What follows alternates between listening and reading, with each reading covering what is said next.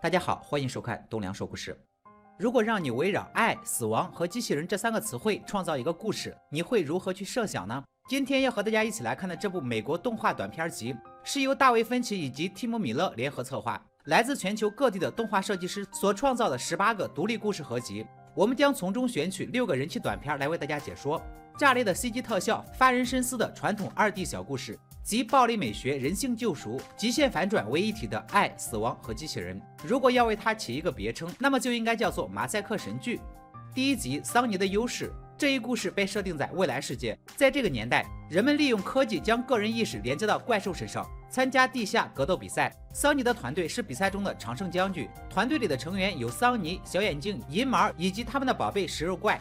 这天比赛前，庄家带着他的女人小花找到了桑尼，以50万美元作为报酬，希望团队能够故意输掉接下来的比赛。商人的手段对桑尼和团队来说是一种侮辱，因而他果断拒绝了这个交易。见庄家不死心，银毛于是开口道出深层的原因。曾经没有人认为桑尼能够成为一名优秀的驯兽师，只因为她是女人。一次，她突然被一个房地产黑帮抓走，遭遇了强暴，受尽肉体折磨。从那之后，她发誓要讨伐这些人，于是才一步步走到了今天。团队3人走上了格斗的舞台，食肉怪将要面对一个强劲的对手涡轮猛禽。比赛开始的时候，食肉怪占上风，但随着他卸掉涡轮猛禽的一只手臂之后，对方露出了隐藏的武器——一把锋利的刀。于是食肉怪被捅了一刀，抵在墙上。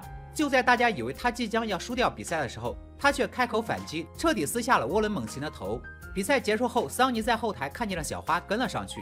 2人待在食肉怪身边，暧昧在空气中发酵。就在桑尼和小花接吻之时，小花却戳穿了他的脑袋。此时庄家现身，原来一切都是他的阴谋。如果人才不能为己所用，那还不如杀掉算了。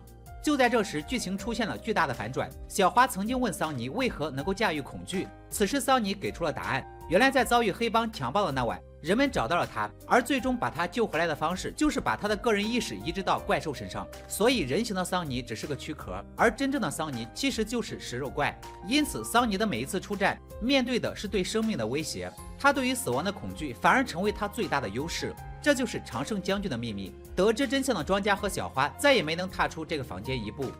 第1集的内容是暴力美学和赛博朋克的集中表现，也是女权的其中一种表达方式。从银毛和庄家的对话中，我们能够得知桑尼曾经遭遇过强暴，而在格斗赛场上，涡轮猛禽将刀子刺入食肉怪的身体里。此时2声嚎叫响彻赛场，一是食肉怪的惨叫，二是涡轮猛禽自以为胜利的欢呼。这个场景就是对桑尼被强暴场景的隐喻，而在赛场上的反杀其实也预示着结局的反杀。桑尼的优势无疑是开了个好头，为这一系列的主题大开脑洞。接下来要看的第3集证人的内容，故事发生在香港，主人公佐拉是一个厌恶女郎。这天在上班之前听到了异响，从窗户往外一看，竟然发现对面楼层的一个壮汉杀死了一个女人，而壮汉抬头也看到了自己。佐拉不知道的是，那个女人和自己长得一模一样。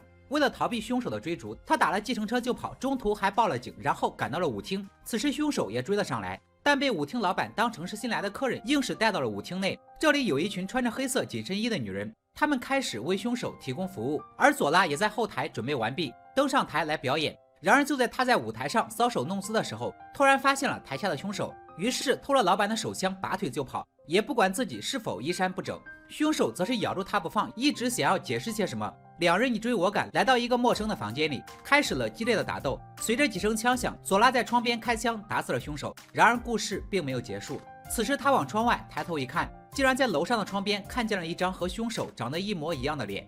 由此我们能够猜到凶手为什么看起来没有要杀死佐拉灭口的一股冲动，反而是急于解释些什么。这是一个永无止境的轮回，就像恐怖游轮一样，只有当一方停下来，这个轮回才有可能被终止。可惜结局向我们展示的又是下一个轮回，所以这个故事告诉我们，他人解释还是要好好听一下的，说不定还能够救你一命呢。第4集机动装甲的内容突然变了画风，且故事内容冗长有套路，也许有很多人会觉得无聊，但是不要着急，让我们坚持看到结局，一定会有惊喜。故事发生在一个看似平静的农场之中，大胡子和发带女是一对夫妻。这天夜里，发带女发现农场有个地方的防护罩破了一个洞，可能有入侵者，于是立刻让大胡子前去查看。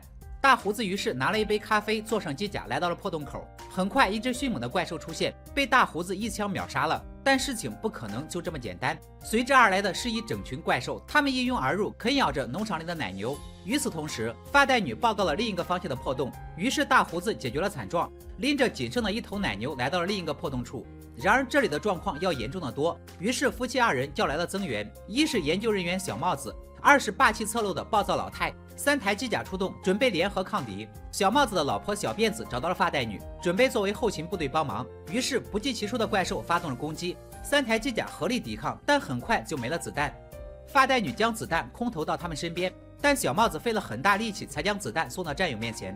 3人继续厮杀，尽管数量上完全不占优势，小帽子的机甲被扑倒在地。紧要关头，他做出了抉择，牺牲了自己，只为掩护另外2人撤退到地堡。小帽子自爆了，可怪兽们的老大也出现了，看着就像大闸蟹和小强的结合体。收到小帽子领便当的消息，小辫子难过不已，但还是选择和发带女并肩作战。在大胡子的指示下，发带女和他一起配合，终于将一发大炮弹射进了怪兽嘴里，彻底杀死了他，结束了保卫家园的一场大战。故事的最后，大胡子安慰着失去爱人的小辫子，继而赞颂了小帽子优秀的品格，称他为最好的战友。农场恢复了安宁。此时镜头被拉起，我们看到了农场的全貌，看到了屏障外密密麻麻的怪兽们，看到了整个星球的全貌，以及星球上一个个其他的避难所。没错，这里不是地球，而是一颗不知名的行星。有其中一种解读认为，我们刚刚看到的这群自诩正义的人们，其实是一群侵占他人星球的人类，怪兽才是这个星球上的原住民，而人类成为了可耻的入侵者。爱情、正义、生存并肩作战，一切的一切在最后这一镜头的反转里，瞬间变成了讽刺。值得一提的是，机动装甲这个篇章很容易让我们联想到环太平洋，无论是机甲的性质还是故事的内容都是如此。与众不同的是，故事采用了模拟农场游戏的温馨画风，再加上人们奋勇抗争的精神，叙事途中我们对角色降低了警惕，于是谁都没有将他们和入侵者这个身份挂钩。